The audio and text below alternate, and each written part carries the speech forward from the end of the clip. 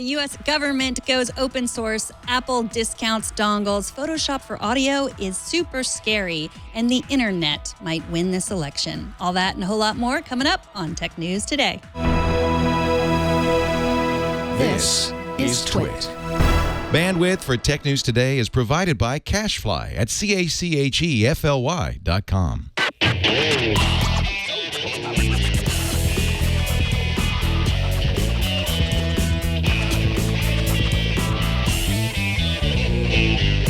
This is Tech News Today, episode 1635, recorded Friday, November 4th, 2016. This episode of Tech News Today is brought to you by ZipRecruiter. Are you hiring? With ZipRecruiter.com, you can post to 100-plus job sites, including social networks, all with a single click.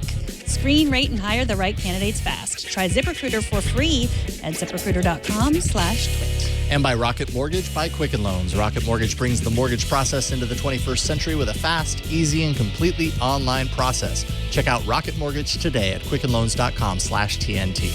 And by Jira Service Desk from Atlassian. Jira Service Desk delivers everything your IT team needs out of the box at a cost-effective price. For a free 7-day trial of Jira Service Desk, visit Atlassian.com/twit. Welcome to Tech News Today. This is a show where we tell you everything that you need to know about technology that happened in the recent past or today. Before we get started, I want to thank viewer Gerard Rosso because he started a new holiday. Oh, really? It's called McConaughey Day. Or Talk Like Matthew McConaughey Day. McConaughey Day. McConaughey Day. McConaughey Day. McConaughey Day. McConaughey Day. Yeah, I think it's McConaughey Day. Yeah. So can you talk like Matthew McConaughey? I think the only thing you can say is, all right, all right, all right. Right? Something along those lines. That is all the thing you need to say. I'm sure there are plenty of others, but I would just embarrass myself. And that never happens on this show. Yes. I'm Megan Maroney. I'm Jason Howell, not Matthew, as you might have expected after that intro. You do a pretty good impression. I've had a lot of practice. You have? I mean, well, I was a really big fan of that movie, of Dazed and Confused. And so it came naturally. And then it became a meme thing. Yeah. So I don't know. I had practice. Should we get to the tech news? Yeah, I think All right. All right. Okay. The U.S. government just launched Code.org, a new platform designed to improve access to the federal government's custom-developed software. The new open-source software hub offers relevant resources for government agencies and aims to improve public access to its software. Tony Scott, the U.S. Chief Information Officer, says the site already has 50 code repositories, and that's from more than 10 different agencies. One of the biggest aims of the site is to avoid redundancies and replication of custom software development among government agencies, of course, to reduce costs. And this isn't the first time, like the government, the White House, they are really kind of opening things up. Obviously, we talked about this. It was definitely a few weeks ago. I can't remember exactly when it happened, but the White House open sourced the code that was driving Obama's Facebook Messenger chatbot so that other kind of local governments can kind of use that and make the whole process a little bit easier. All about kind of like sharing these things to enable others to use it, but also about full transparency and kind of opening it up to I don't know. I was considering that this is all developed with federal funds, just being more transparent about the process. Yeah. And they really, you know how big companies work. It's probably not that different in the White House. Like everyone's sort of doing the same thing. Like what if we developed this thing to, in 140 characters or less, we could communicate with each other across and then add each other. It's like, that's Twitter. It already exists. So I think the White House does that too. They spend $6 billion a year on software. So hopefully this will have them reduce costs. The federal source code policy now requires that 20% of any new code is open source. And yes, like you said, it will hopefully give people more access and involvement in government. Yeah, 13 agencies, like you said, but NASA, Office of President, Environmental Protection Agency, Department of Commerce, Energy, Labor, Treasury, Agriculture, Veterans Affairs, and more already listed on the site. So they're really getting in the ground level. I imagine that'll just balloon from there. The NFL continues to experiment with digital distribution with its announcement of an exclusive deal with YouTube and Google to create a 9-part series looking at the, quote, life in and around the NFL. The trick is it'll only be viewable on Daydream-capable viewers like the Daydream View. That viewer launches on November 10th, so right around the corner next week. The deal is an expansion of the NFL's existing deal with Google to share game highlights on YouTube. First episode will premiere on YouTube for Daydream viewers this Thanksgiving in the U.S., with availability inside the Daydream experience by the end of the year. So I may not know what a first down is, but I do know that this is not virtual reality. This is 360-degree video. Yeah. We're not going to be playing on the field. We're not even going to be watching the games. This is the kind of stuff.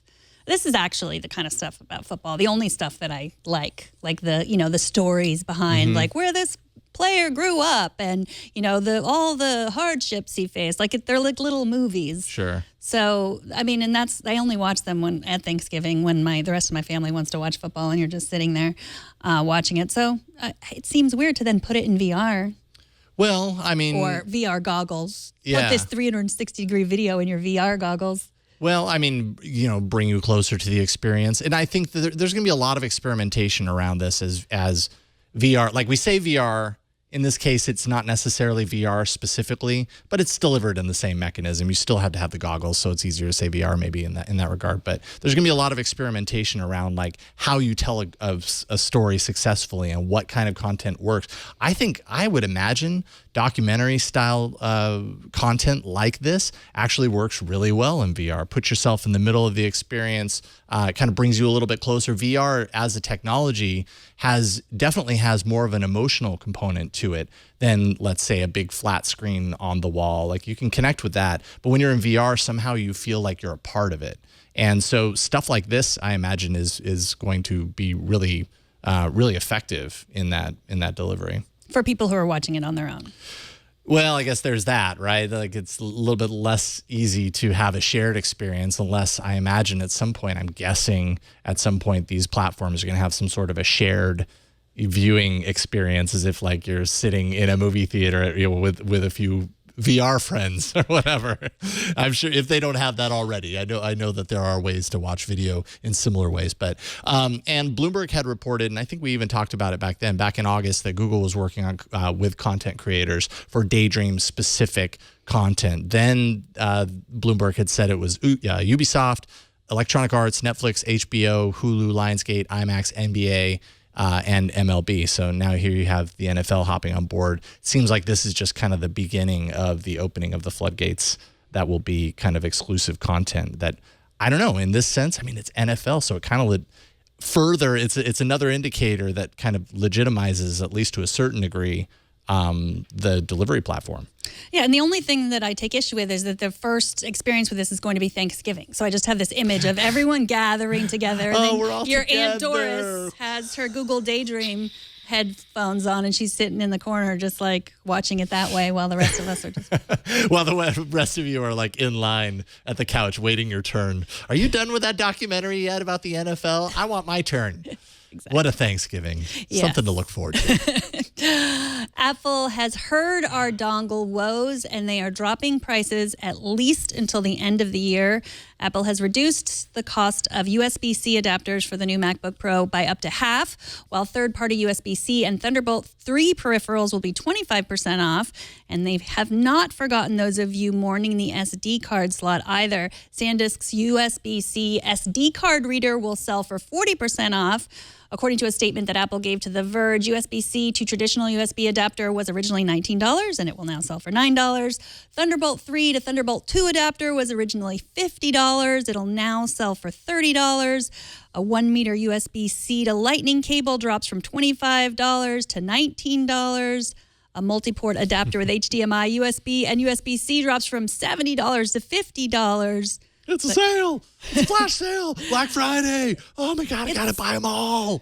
But it's a weird thing from Apple. They're usually like, this is the price of our stuff. And, that's the last word. Yeah. I like a parent. Like, I've said that. I'm not going to say it again. Don't make me say it. Don't make me come back there. I'm Apple. You're going to do as I say. But then they're just like, oh, yeah, you guys are mad. Yeah. Well, I mean, at least they're listening, right? Like, you got to give them credit for that. They're listening to the fact that a lot of people have criticized them for taking all of these things like if you see the side of an older MacBook and you see all of the connectors, I mean, that just kind of came with it. And now in order to replicate that same functionality, you're going to have to pay per use, essentially, in the form of a dongle. So at least they're listening. But honestly, like, Apple's forcing people to make this transition. Apple really likes to do that. They really like to say, no, now going forward, we're doing this new thing, and you got to get on board. That's just what you get when you play ball with Apple. I mean, include some of the major ones out of the box. This is a MacBook Pro for bull's sake. You know what I mean? Like, you're paying a lot of money for this laptop. The least you could do is like add whatever the most common adapter is that most people are going to complain about. Put it in the box. That'll at least help in the transition. Then they have that connector going forward. And I don't know, just kind of make people a little happier. But this is better than nothing. So you bought a MacBook Pro? My wife did, yes. And did she buy any dongles? No, she did not buy any dongles because it has USB-C. And I asked her, I said, are you planning on, like, what are you going to plug into this computer? And she said, well, my phone, that's about it. Her phone has a USB-C, so we already have a USB-C to USB-C. So it was kind of a no-brainer. Didn't really have to do that until something, rears its ugly head. But my wife is also not a professional user, let's say. She's doing relatively basic things with it, with the web browser and a few select apps. But she just wanted a laptop that was going to last a long time. So that's why we waited for it. But I mean, I have to say, like, she's not of the majority if she has an Android phone using like one of these brand new MacBook Pros. Like, I know Android is bigger than Apple globally, but I would say that I don't know the statistics, but I would say probably there's a larger percentage of people buying this brand new MacBook Pro that have iPhones as opposed to Android phones. But I don't know. I don't know the answer to that. I mean, I don't know if that's necessarily true. I'd be curious to find out, though. If anybody knows, let us know. Yes, if you've done a study, send us your study and we'll read through it. Well, someone must know. Yeah, I don't know. There's a lot of people that watch this show. Someone has figured that out. The percentage of people that bought, no one knows who bought this device yet. But right. Hey, that's a question of the day. How about that? We've got a question of the day. Do you have Apple laptops or are buying the new Apple laptop and you have either Android or iOS? Weigh in on that. I wish we had like a poll. We could put up a poll and see what people say. We can do it on Twitter. Yeah. TNT@twit.tv. Send us your email, or we could do something on Twitter if we feel really motivated. Check out @Tech News Today TV for that if we end up doing that. Let's see here. Adobe showed off a new unreleased tool at its Max event called Project VoCo that actively synthesizes anyone's voice, making someone say things they never actually said. All one has to do is feed the software 20 minutes of audio of a person speaking. And in doing so, it'll analyze all the characteristics of that sound. Then you can enter text into the interface to say whatever words you want for that voice to speak. This includes words that were never part of the original sample audio. So it's really kind of broken it down to the phonetics that make up those words, and it can construct new words out of that. The results are pretty remarkable. Has great implications for things like voiceover and narration, where you need to go back because they missed that word, and then they can just have it voiced using the computer, and that's a good way to do it instead of calling that actor back in. You can also envision telemarketers and even scam artists having a field day with the software once it releases sometime in the future. We do have a clip. Now, the clip, before you play it, it's from the stage and it's recorded from a smartphone, so it's a little echoey and off in the distance. But just to kind of explain what you're about to see, they fed the thing audio, and initially they had played back what was already there. And here in this clip, the presenter has swapped one word for another that wasn't in the source material. That's the word Jordan. Comedian Jordan Peele was there, and they're basically making this guy say something about Jordan that never happened. Here you go. The truth, let's do it. So let's remove the word my here. Your secret's out. And just type the word Jordan. And here we go. And I kissed Jordan and my dogs. I kissed Jordan and my dogs. And I mean, basically, and you go through this whole, and of course, Jordan, kind of reacts to this because he thought it was crazy that this happened. But they played a couple of examples through this, and it's a little echoey and everything, but once your ears kind of get used to it, it's worth watching start to finish, because you can really just kind of see, like, this technology is really solid. It's not a release tool yet, but it's planned to come out sometime in the future. It's amazing that it only needs 20 minutes of your voice in order to get you to say anything at all. Say anything. It's like Photoshop for audio. That's exactly it. I mean, it took us, Photoshop was like, scary magic in the beginning, and it made us sort of distrust like what we saw. So maybe in the future we will distrust what we hear. Yeah. I mean, it's basically creating words in voices that were never spoken. We've talked about this a few times on the show in recent times. We're quickly getting to the point where you and I will only have to do pre-production, and then we'll run it through the computer and it'll say all the stuff in our voices for us. I don't know if we'll actually do that, although that would make a really interesting one-off episode. Yeah, and I'd do that. Yeah, give us more time Yeah, we'd just be like, watch Netflix. Yeah. Or do our laundry, not on our Samsung washing machine. Samsung just announced another recall. This time it's for malfunctioning washing machines. We talked about the news reports of this a couple weeks ago when people started to report it. The company now issued an official recall for 2.8 million top-loading washing machines that vibrate violently and could cause injuries. There have been 733 reports of faulty machines, 9 that resulted in injuries, including a broken jaw, injured shoulder, and other impact or fall-related injuries. That's according to the U.S. Consumer Product Safety Commission. I mean, they were just like shaking, levitating off the ground. Pieces were getting lodged into walls. It was that sort of unbalanced load sort of thing, but really unbalanced. Yeah, really unbalanced. I mean, I've seen that in our washer where it gets unbalanced and it's kind of go. It's never like walking or anything like that, or hurting me or breaking my jaw, thankfully. But they say major vibration resulted in the detachment of the top unit from the rest of the washer, so I guess that would send that flying and potentially punch you in the face. 2.8 million machines of those 733 reports of malfunctioning units. This is a voluntary recall. It's not a mandatory recall. And basically, Samsung will either pay for in-home repair to take care of it, or they'll offer a rebate for a new washer. No matter what, Samsung's not stoked here. Like, they need to, this whole recall thing, no matter whatever the situation is, like, I feel like Samsung probably would love to have at least like a solid year where nothing bad happen, just so that it can kind of start fresh again. So these are washers that were sold between March 2011 and November 2016. Also, you are not allowed to bring them on a plane. Oh yeah, don't do that. Not to mention that would just be really inconvenient. Or very convenient to have your washing machine on the plane. You're not doing anything. You might as well do the laundry. Well, not convenient if you don't have your dryer there too. What are you going to do? Hang it out on the line? Window. Yeah. Hang it on the line out the window? Okay. Obviously. All right, obviously. See, I missed the boat on that one. Messaging on Android is in turmoil. David Ruddock from Android Police is here to explain whether Google's RCS is a panacea or a problem. But first, let's take a minute to thank ZipRecruiter, the sponsor of this episode. Are you hiring? Do you know where to post your job to find the best candidates? If you want to find the perfect hire, you need to post your job on all the top job sites. With ZipRecruiter, now you can. Posting jobs in one place isn't enough to find quality candidates, but with ZipRecruiter.com, you can post to more than 100 job boards, including social media networks like Facebook and Twitter, all with a single click. Just post once and watch your candidates roll into ZipRecruiter's easy-to-use interface.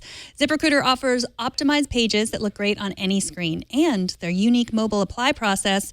Add that, you'll get more visitors, and you'll get more applicants. Find candidates in any city or industry nationwide. No more juggling emails or calls to your office. You can also add multiple users to your account. Quickly screen candidates with real-world questions using free-form, multiple choice, or yes/no formats. View candidate responses in conjunction with resumes, then rate them and hire the right person fast. Find out today why ZipRecruiter has been used by over 1 million businesses. More than 160 million candidate applications have been delivered. Right now, you can post on ZipRecruiter for free by going to ZipRecruiter.com/twit. Don't forget that twit at the end. That's ZipRecruiter.com/twit. And we thank ZipRecruiter for their support of Tech News Today. So Google's messaging strategy, some would say, is convoluted and messy. But along the way, some have wondered if Google's flavor of rich communication services, that's RCS, might be a beacon of light. Joining us to help make sense of RCS is David Ruddock from Android Police. How's it going, David? Great. Thanks, Jason. It's great to have you here. Thank you so much for coming on. Absolutely. Before we get to RCS, because it can get a little confusing, why is Android messaging such a confusing mess? My thoughts, but I'm assuming you probably agree to some extent. Well, I mean, it's funny, you see a lot of people saying Android communications are a mess, but it's especially true in the United States, probably more than anywhere else. Outside the United States, everybody's perfectly happy to use, WhatsApp or WeChat or Telegram or Line or whatever your regional messaging, messaging app that you like is. In the US, though, we have this situation where the iPhone is so popular and thus iMessage is so popular that, well, if you want to talk to your friends with iPhones, you kind of have to do it over SMS. And SMS isn't ideal because, your iPhone friends with iMessage can't give you all of the cool features of iMessage potentially in their messages. And you're stuck with the limitations of MMS, which are extensive. So when people say that they want the iMessage for Android, what are they saying exactly? What are those features that they feel like they're missing? I mean, a lot of it is, for example, if you send even something as simple as sending a picture in an SMS, well, it's going to get compressed. It's going to get JPEGified so badly. Yeah.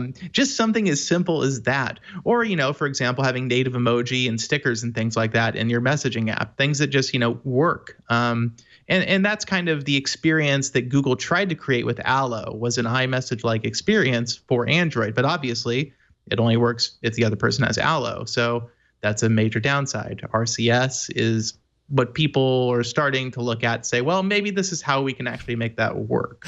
I feel like it's always a carrot that's dangling in front of us when it comes to Android messaging. It's like, well, that didn't work. You even put out on Twitter that Allo sits at 134 in Play Store charts. So obviously that isn't lighting the charts on fire, and that was Google's next messaging thing. But Google committed to RCS back in September officially with a blog post. So give us an idea what RCS actually is, why it's different from what we already have. Well, RCS has been around since, I think it might be even 2012. It's been around a very long time. And GSMA, that's GSMA, right, is the body that really started to try to push it. And they did so under the platform Join, Joyn. Well, Join never really caught on. If some carriers around the world, probably 2 or 3 dozen total, maybe adopted it. And it didn't seem to work. But now Google bought a company called Jibe. I believe last year they bought Jibe. Jibe is the company that made the standard for the universal RCS profile for advanced messaging. So the GSMA said, hey, we want to have a universal standard for RCS advanced messaging, which is a long way of saying for advanced messaging, we want just, one standard, everybody uses it. And so Google bought the company that GSMA decided made the standard. So now the GSMA, I believe late last month said, hey, we're finally going to publish the universal standard. It's based on the same thing, that Jibe uses, that Google bought. And we've got in the US, the important ones to know, they have Sprint, they have T-Mobile, and they have Verizon on board as being, pledged to support this technology. The problem is right now we already have RCS in America. AT&T has it, Sprint has it, and T-Mobile has it. But AT&T RCS doesn't talk to T-Mobile RCS.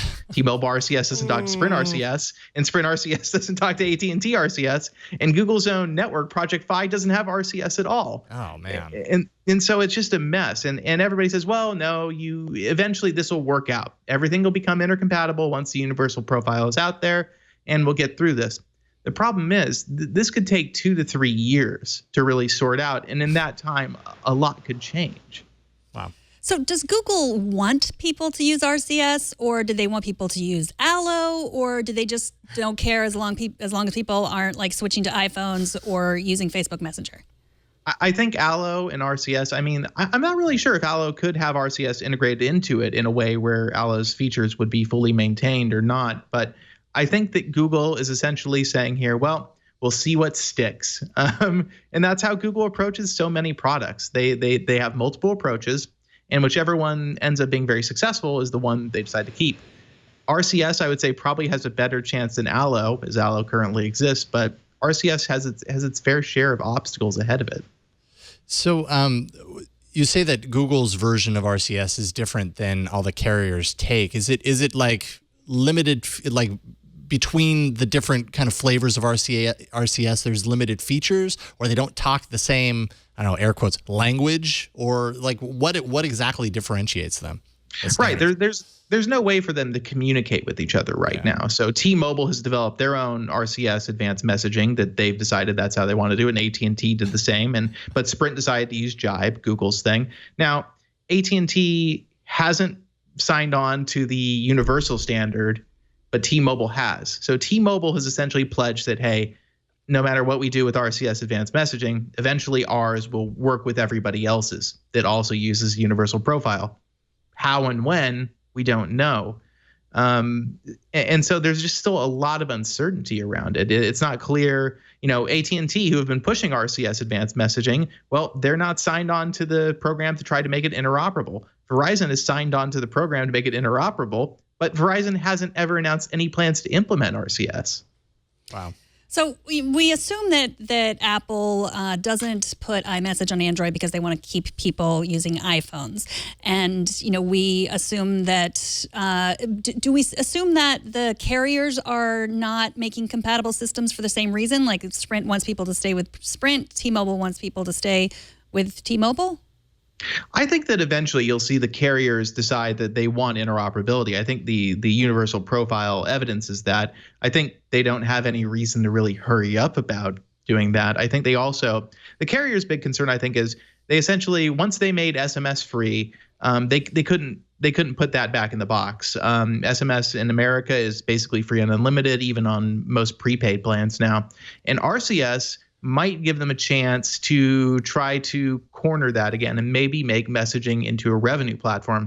In fact, one of the GSMA's major bullet points for the second release of the universal profile is turning RCS advanced messaging into an e-commerce platform. So carriers are very much looking at this, I think, as a business situation where, well, how could we make money on this? And that's why I think they're being tentative about interoperability and how and when things are going to happen. Cool. So then I should just get used to having a folder full of messaging apps and never knowing which one I actually use because everybody's on different things and there is no standard. That sounds great. I think so. And Apple, like you guys said, Apple has no reason to ever sign on to this. There's no incentive. So, and with Apple trying to monetize iMessage now, iMessage is now an RCS competitor, essentially. It's just that iMessage only works on one platform. Well, thank you so much for depressing us Android users, David Ruddock at Android Police. Really appreciate it. I actually very much so appreciate you coming on and especially kind of dispelling some of the details behind RCS. Because when you read through it, it can get a little confusing, like what the difference is. But I think anyone who's on Android understands the effect of all of this. And that's just that messaging feels like a broken thing, and I don't know where the fix is anywhere. Yeah, I think we're going to be in the quagmire for a little while longer. All righty. David Ruddock at Android Police. Thanks again, man. Have a great weekend. Thank you. You too, guys. All right. See you later.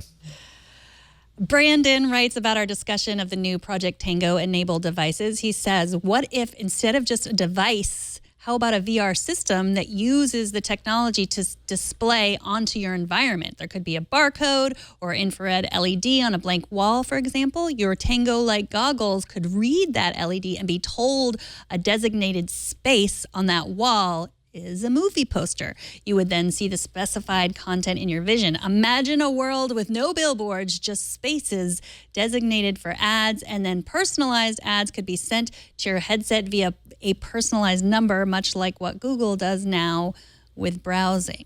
This world sounds like a world where everyone is wearing one of these headsets at all times. And I'm not sure I want that world. I'm going to be the curmudgeon and say we don't need that world. Yeah.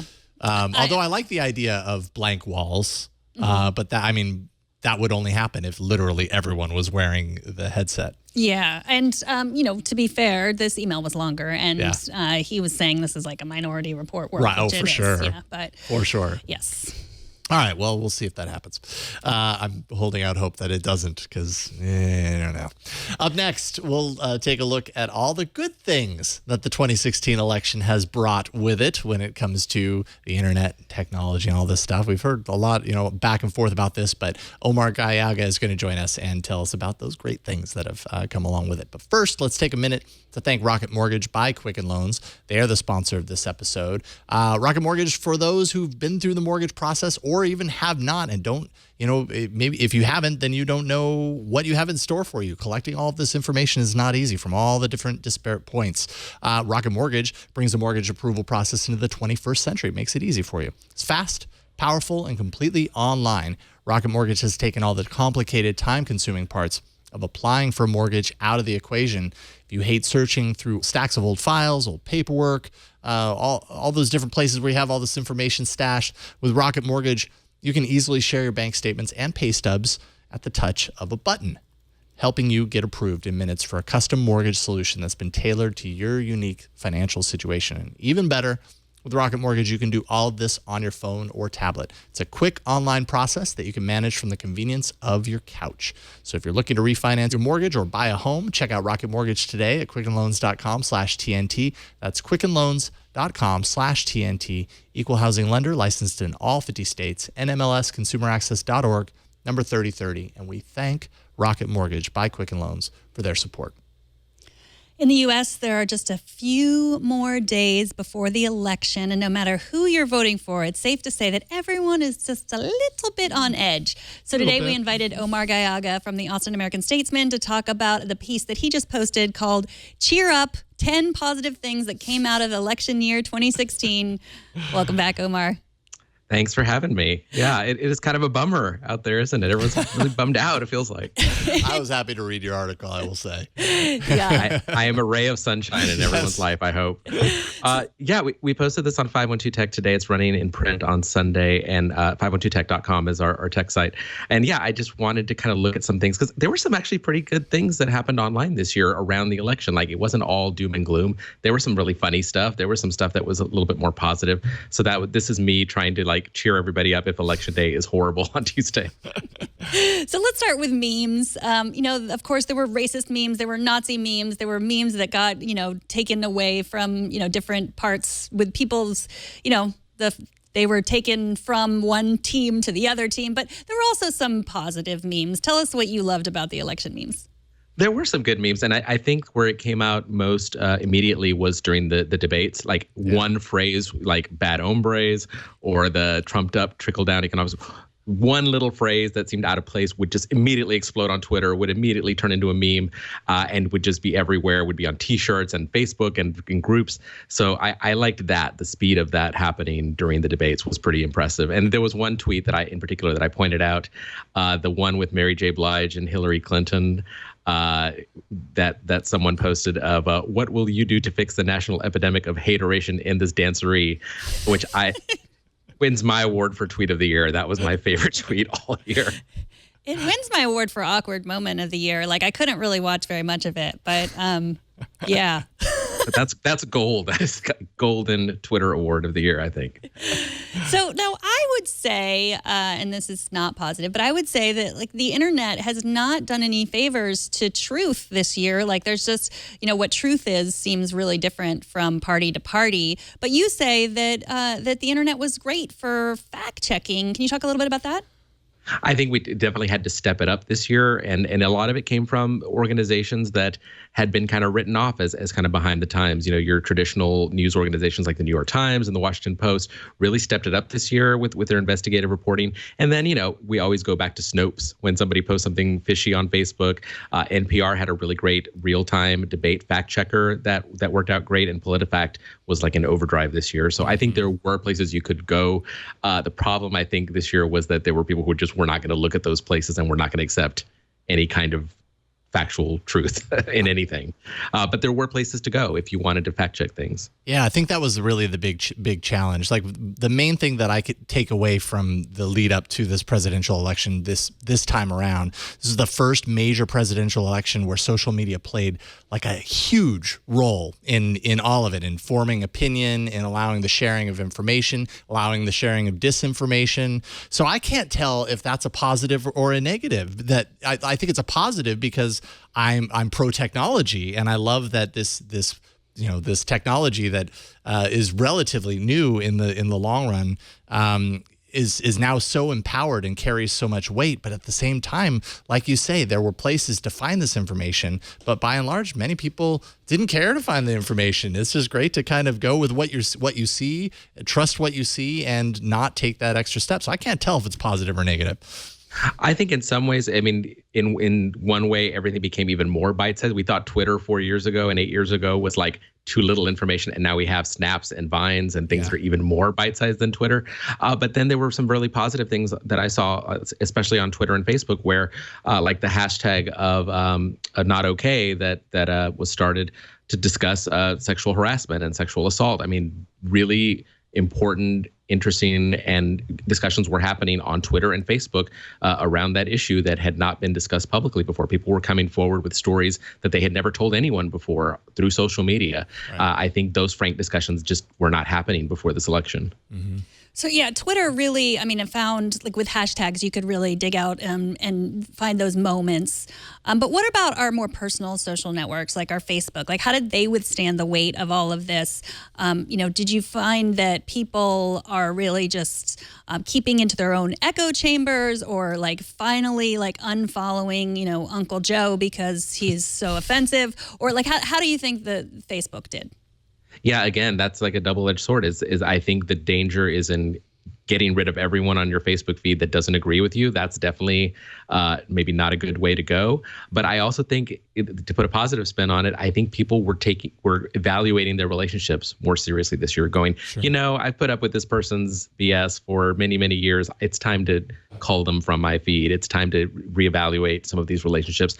And, like I used a Maya Angelou quote in my story that when people show you who they are, believe them. You got to it exposed a lot of things about people we know that maybe we didn't want to see, but it's good to know those things when you evaluate those friendships and relationships and decide who you really want to be spending time with online. I think that's the positive of it, is that it got a lot of us to look at our friends list and go, yeah, maybe not that person, maybe not that uncle, maybe I don't need them around like I thought I did. Once a year is enough, not every day in my feed. I'm a music fan, so I really appreciated you calling out some of the viral music videos, because I have seen the Dirty Dancing remix of Time of My Life, and I thought that was hysterical, so that's a classic. But I had not seen Weird Al's Bad Hombres Nasty Woman video, and I mean, it had me in stitches earlier today. That was awesome. I have been a fan of those guys. The guys that used to do Auto-Tune the News, now they're called Songify and Shmoyoho on YouTube. They are amazing, and they're so consistent. They did videos for all three debates. They did one with Blondie, one with Weird Al, and one with Joseph Gordon-Levitt. All three are fantastic. Epic Rap Battle was fantastic. Their Donald Trump versus Hillary Clinton was amazing. And then there was the musical meme during one of the debates with the Islands in the Stream, Kenny Rogers, Dolly Parton kind of mashup. So yeah, there was a lot of good music that came out of this election online. Well, we've also talked a lot about how Twitter is just, short sound bites. Like, we're not getting into like the deep conversations about politics. But you point out that some podcasts have really appeared within the last 6 months or the last year and have long conversations about politics. So what were some of your favorite podcasts that covered the election so far? Yeah, I'm a little biased toward NPR, but I like their politics podcast. If you follow Sam Sanders on Twitter, he's a great follow, and takes a really middle of the road, this is crazy look at politics, and that NPR politics podcast has really reflected that of almost like a gog at all the things that are going on. Slate's Political Gabfest has been around for a long time, and that's great. They do the Trumpcast now. The Run-Up is good from the New York Times. Vox is The Weeds, and 538 Elections. If you're one of those people that's refreshing your 538 election map every 5 seconds, that's the podcast you want to be listening to. Mm-hmm. Well, it's so funny. I was listening to Keeping It 1600, which is a podcast from The Ringer. Yeah. And I listened to it this morning, and then, it's it was probably released yesterday or something. And Merlin Mann, who I follow on Twitter, who I love, he quoted that podcast, and it was just this moment, this wonderful moment in it's live. You can't really live tweet podcasts because unless you're watching this live, you could, but most people download them other times. But it really is that moment of connection connection that you have. Shared experience as best as possible, given the technology of podcasts is all time shifted. Yeah. And I just find doing this podcast, like I get connected to a lot of people that live far away from me that might have different views that I do. Like I've been having an email exchange with someone who wrote me about, a funny story about his iPhone being destroyed. And we had that in common, but maybe we had political views not in common. And, we've been having this conversation that's very positive. Like no one's criticizing each other, but it's like without the internet, without podcasts, I would probably have never met this person. But I've really enjoyed hearing his views and how they might, be different than mine. But it's we're having a conversation, not the one you see on Twitter often. So there could be positive things that come out of this. Yeah, I feel like the podcast let those conversations unspool over an hour and a half. You really can dig into something where you can't do that with a news broadcast. You can't do that with a tweet. It really allows you to have more nuanced conversations for a longer period of time and really dig into a single, you can really go micro on one particular issue for a very long time and really get into it. There was one more hashtag that you brought up called the first time voter hashtag. Tell us a little bit about that. Yeah, this is on Instagram, and I started just noticing this on my friends' feed, people that are around my age and have teenage kids who are voting for the first time. And I was like, oh, that's a great thing to post a picture of your kid coming out of the voting booth. And I actually did a search for first time voter, and 23,000 photos on Instagram came up, and they're all fantastic. It's just being able to see the smile on these 18 to 21, 22-year-old voting for the first time it's really inspiring and awesome, and really kind of brings home kind of what the election's about. It gives me warm fuzzies just to look at that feed. Really, because that's what it's about, just exercising your right, showing up, being there, voting for what you believe in, no matter what it is, just really taking your part instead of just stepping out and saying oh, I don't like either one of them. These are your choices. A lot of people fought for this right for us to vote. So thank you for pointing out the positive. Doing your part and taking a selfie. That's the American way. Yes. Exactly, yes. In 2016, absolutely. Right. Depending on your state, it may or may not be legal, but nobody's probably going to arrest you for that. Not in the booth. Don't do it in the booth. Do it outside. Well, Omar, thank you so much for joining us. Omar is a tech reporter for the Austin American Statesman, does an amazing podcast himself, Statesman Shots. Who have you had on Statesman Shots lately? Oh, boy. We had the executive director of the Texas Book Festival, which is happening this weekend, and that was great. We've had a good run of episodes lately. It's been a lot of fun. We'll check that out. And he is at Omar G on Twitter. Thank you so much for joining us. Thanks for having me. Always a fun time. And don't get too depressed by this election. There's still some cool stuff happening on. This show is happening online, and that's cool. We just got to get through next Tuesday, man. I know. We just got to get to the end of next Tuesday. Ask me on Wednesday how I'm feeling. Yeah. Oh, man. I'm exhausted. Thank you so much. Take care. Thanks, guys. Good to see you. Have a great weekend. All right, TNT's fan of the day is Brian Hill on Twitter. He's got one of these things right here, the Google Home. He sent us this video of his new morning routine with Google Home. Let's watch this. Hey, Google, tell me about my day. Good morning, Brian. The time is 6:54 a.m. This is what we have in store for us. The weather in Valencia currently is 42 degrees and clear with a high of 54 degrees. Have a great day. Here's the latest news from Tech News today at 7:31 p.m. yesterday. Yeah. Coming up next on Tech News today, GoPro's it happened. It was seamless. It just happened. Also, Dell it just worked. Surface Studio competitor, and it's yeah, I like it. All right, cool. I can't wait to get one of these. We don't have this plugged in, so we're not gonna test it. It's unplugged. Yeah. What if it worked and it was unplugged? The AI is winning. Show us how you watch or listen to TNT. Just record a video or take a picture of yourself or your setup. Post it on Instagram, Google+, Twitter, or Facebook, and use the hashtag HowIWatchTNT, and we're going to find it. Pizza robots coming up. That's all I'm going to say. But first, let's take a minute to thank Jira Service Desk from Atlassian, the sponsor of this episode. Are you tired of clunky support tools that are a pain to use? Who isn't tired of clunky support tools? Modernize IT support with Jira Service Desk from Atlassian. Jira Service Desk is a new service management software that IT teams will love to use. It's built on the Jira platform. Jira Service Desk delivers everything your IT team needs from only $10 a month.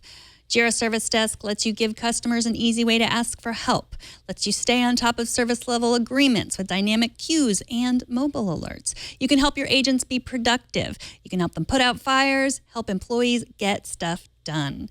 And this is one of my favorite. You can automate repetitive tasks. Everybody's got repetitive tasks.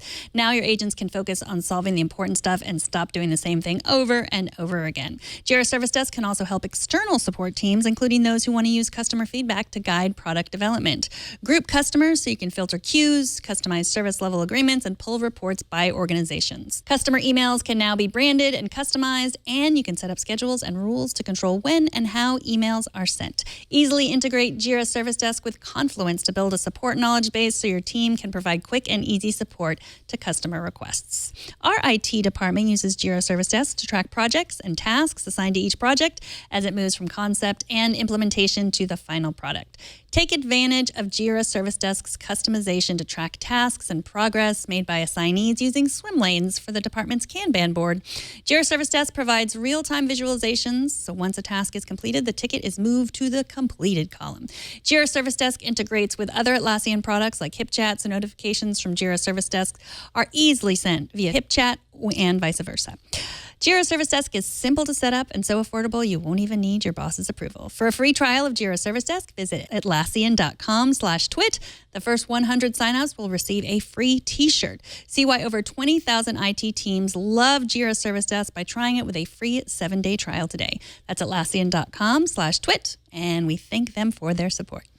All right, in my house, I don't know how it is for y'all, but in my house, every Friday night is pizza night. Whether I'm sick of it or not, it's still pizza night every Friday night. Sometimes we order it, sometimes we make it ourselves, but I'm pretty certain no robotic line workers have constructed any of the pies that we've eaten so far. CNET got a look inside Zoom Pizza or Zoomy Pizza in Mountain View, where pizza construction is the job of robots, mostly, crafting an always perfect pizza. Humans still have to flatten the dough and toss on some toppings when it gets to that point, but the machines do the rest, from rolling it out to spreading the sauce to pre-cooking in the oven, cutting it into perfect slices, of course, because when it's a robot, everything's perfect. The delivery truck also has 56 computerized ovens inside that fully cook the pizza to completion while the truck is en route to your front door. So it arrives like fresh out of the oven, finished cooking en route. What do you think? I am hungry. That's what I think. And well, you should come over to our house. We're having pizza tonight. Okay. What's your address again? Yeah, I used to work in a pizza place. It was my first job when I was 16. I delivered pizzas. I also made them. So I'm a little offended by a robot taking my job. Yeah. But I guess that's life. Yeah, the pizza looks okay. Yeah. I like stringier pizza or cheese than that. I know you like deep dish pizza with a lot of dough, and I like thin crust, and that's really the only thing we fully disagree on. The only thing. And Florence Ion also likes deep dish, so I think it's an Android thing. Really? Yeah. Oh, I know. Another question of the day. I know. If you use an iPhone and you like deep dish pizza, email me. Yeah, you need to know. report it to Megan and let her know. The CEO, Julia Collins, of this restaurant says that the idea isn't human replacement, but human-robot collaboration. What I think, though, is that if you're not replacing the work of the human entirely with the robot, all you're doing is giving the human less to do.